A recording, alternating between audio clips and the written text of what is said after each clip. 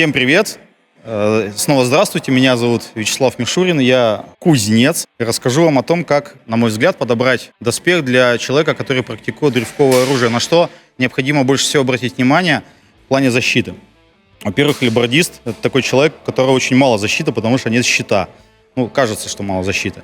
Поэтому основные зоны, которые у него страдают, это руки и плечи, по которым его нещадно бьют, чтобы выбить алебарду и как-то обезоружить, чтобы он не наносил много повреждений. Первое и самое главное, на что нужно обратить внимание, это защита пальцев, кистей и в целом рук. Когда мы деремся с алебардой, у нас одна рука внизу находится, как правило, одна рука находится сверху на древке. И у нас самой выпячивающейся частью доспеха является вот эта зона.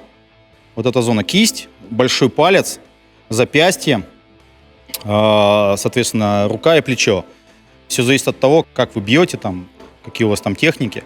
И чаще всего, вот по статистике ударов на моей латной варежке занимают большой палец, вот эта часть, мизинец, вот эта часть варежки, ну, соответственно, крага вот здесь, и тыльная сторона ладони, вот где у меня браслет, вот здесь вот сюда чаще всего бьют. Ну, вот эта часть, она, понятно, что она и так закрыта, тут, очень надежно. Поэтому очень важно, чтобы варежка, в которой вы деретесь, вот здесь вот, ни в коем случае, вот эта железка, которая прикрывает у вас вот здесь вот пальцы, она ни в коем случае не лежала на пальцах. Она должна иметь коробчатую структуру, коробчатую форму, вот. И обязательно вот в этом месте от мизинца, наверное, на сантиметр отстоять и обязательно упираться в древко. Потому что если она не упирается, даже если вам просто сюда попадут, она даже, если железка не помнется ничто, вам могут просто отбить пальцы. Ногти станут синими, начнут отваливаться. Или там вообще там... Вот этот палец, мизинец, он ломается очень легко. И когда вот вы, допустим, замахиваетесь каким-то образом, бах, удар летит, вам вот сюда прилетает удар. Обязательно. Если человек опытный там в строю, он будет бить в пальцы, абсолютно не стесняясь. Вот. Это уже такая, не знаю, там... постоянная практика. Поэтому вот эта часть, ну сюда еще рондель бывает, вешают дополнительный какой-то, или там баклер берут. Но вот эта часть самая поражаемая. Вторая поражаемая часть на кисти — это большой палец. Опять же, когда замахиваемся, бьем, рука опускается, удар, к примеру, прилетает в древко, соскальзывает по древку вниз по кисти и уходит в большой палец. Вот этот сустав, он очень легко травмируется. Пальцы, бывает, там отлетают вообще, там какой-нибудь сильный вывих или вообще перелом. Я не исключение. То же самое, когда там конструировал себе варежки, там, одни из первых, то вот не учитывал вот этот момент, что здесь палец должен быть большой, жесткий, и получал травмы. Мизинец тоже у меня был сломан. И палец еще один, по-моему, вот этот палец был разрублен пополам, по-моему. Вот. Но сейчас я как бы модернизировал конструкцию. Во-первых, большой палец должен быть полностью закрыт даже вот с этой стороны. Он должен быть большим, реально большим. Вот здесь вот в этой точке крепления, вот эта пластина, она должна находить на крагу и крепиться вот в этом месте на две заклепки. Их можно сделать плавающими, чтобы хотя бы небольшой ход был. Хотя это не обязательно, можно намертво приклепать.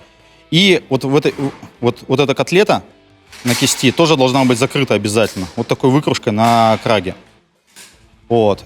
И на что еще стоит обратить внимание, что крага вот в этом месте, она должна быть достаточно широкой, чтобы, во-первых, рука внутри ходила, и она одевалась полностью на наруч. Когда вы опускаете, к примеру, алебарду, у вас раструб здесь открывается, или как-нибудь вот так вот открывается раструб, и здесь появляется щель, чтобы туда ни в коем случае не влетело. Вот эти кости вот здесь, они очень хрупкие, и их очень, очень легко сломать. Поэтому... Вот не стоит кистями пренебрегать. Всякие чешуйчатые варежки, всякая вот эта канитель для алебард, они очень опасны. Это все до поры до времени. И не очень хорошо. Есть еще вариант варежек, не латных, не сегментных.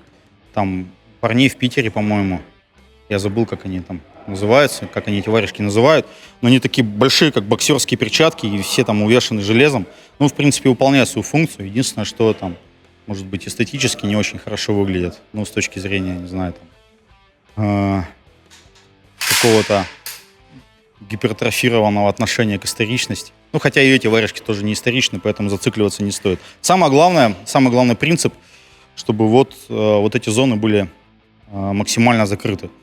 Еще момент, ни в коем случае никакая пластина, ну, я уже говорил про пальцы, никакая пластина не должна прилегать к кисти. На кисти тонкие кости, они очень легко ломаются, и очень сложно их чинить, болят очень долго. Вот у меня палец, наверное, большой на БН полгода назад был сломан, до сих пор болит. Вот, все никак восстановить не могу. Наверное, уже старый для этого говна. Вот. Ну, как бы вот так. Второй момент. Наруч, вот ведущей руки, вот основная стойка, допустим, вот у меня левая рука впереди, правая внизу, это вот у меня основная алебардная стойка. Вот наруч должен быть максимально надежным, толстым, прочным и не должен очень сильно мяться, потому что когда попадают вот в эту мышцу, вот здесь вот в предплечье, рука отсыхает и перестает держать алебарду, потому что вот эта мышца отвечает именно за хват. Если ее отобьют каким-то образом, то держать ее будет очень сложно, эффективность очень сильно падает. Соответственно, можно прикрыть либо здесь большим лепестком с выкружкой вот сюда, обязательно, чтобы ни в коем случае вот сюда вам не попало в сгиб руки. И чтобы у вас не пробило наруч, особенно если он из мягкого металла, если его пробьют вмятиной, будет давить сюда, и тоже не очень приятно, и эффективность упадет. Ну и плечи, предплечья должны там иметь двойное перекрытие, тройное, ни в коем случае не должны, вот, к примеру, плечи не должны лежать вот здесь вот на этом суставе, чтобы если вас туда стукнут каким-то образом, щита у вас нет, чтобы вас опять же не повредить вот этот сустав вот именно вот в этом месте. Поэтому я, к примеру, если плечи делаю себе, то у меня плечо, передняя часть лежит на передней грудной пластине бригантина или там кираса, у кого как, а задняя часть, соответственно, заходит на лопатку и прикрывает еще ту щель. Это более развитые плечи на 15 век. И они оптимально защищают именно вот когда вас бьют спереди сюда и сзади, соответственно, в щель между бригантиной и наплечником. Особенно когда там, допустим, там протянули каким-то образом удар, вот здесь щель открылась, и туда начинают вам накидывать вот между бригантиной и плечом. Вот что касается вот этого. Если по шлему брать, то шлем должен быть, на мой взгляд, максимально открыт, для того, чтобы был хороший обзор, и ни в коем случае, чтобы не перекрывало верхнюю часть обзора, откуда вам нельзя будет контролировать, что делают алебарды у противника, вот, или топоры. Из шлемов, наверное, самое оптимальное, на мой взгляд, сейчас для алебардиста это все-таки волчьи ребра.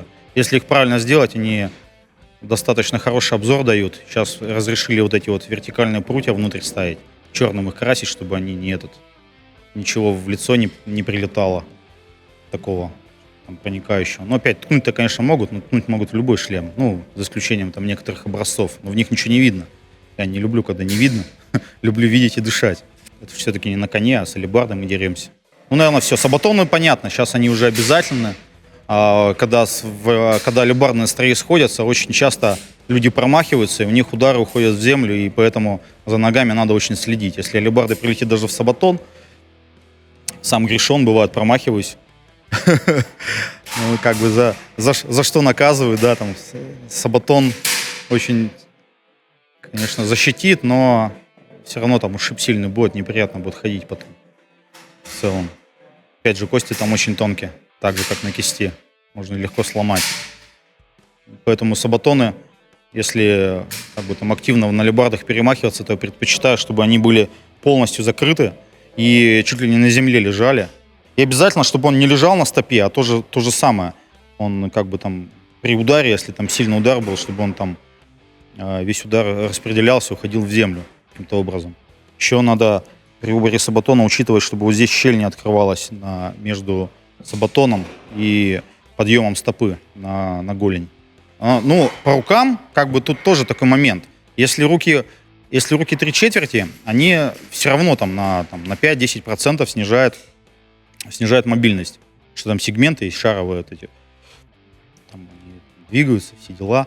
Поэтому если использовать раздельные руки, то нужно тоже развито использовать, уже более позднее, там, на 15 век, там, такими с лопухами есть, которые загнуты сюда.